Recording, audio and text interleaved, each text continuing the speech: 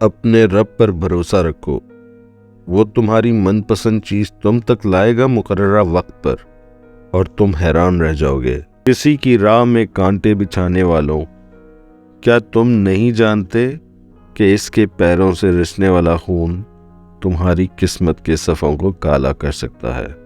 جب نصیب لکھنے والا 70 ماؤں سے بھی زیادہ پیار کرتا ہے تو نصیب خراب کیسے ہو سکتے ہیں؟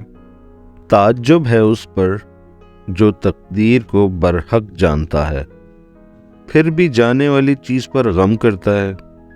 3 کام اللہ کو بہت پسند ہیں: ٹوٹے ہوئے دلوں کو جوڑنا، دل نہ چاہتے ہوئے بھی معاف کر دینا، کسی کے گناہ پر پردہ ڈالنا، کسی کے منہ پر بے عزتی کرنا اسے قتل کر دینے کے برابر ہے۔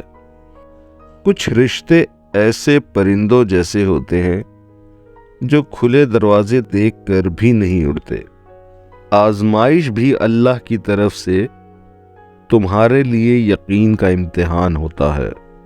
اللہ آزماتا ہے اپنے بندے کو اس چیز سے جو اسے بہت پیاری ہوتی ہے، تاکہ اس چیز کی طلب اس بندے کو اللہ کے قریب کر دے اور وہ اسی سے امید رکھے۔ انسان کی انسانیت تب ختم ہوتی ہے جب اسے دوسروں کی تکلیف پر ہنسی آتی ہے۔ محنت اتنی خاموشی سے کرو کہ آپ کی کامیابی لوگوں میں ہلچل مچا دے۔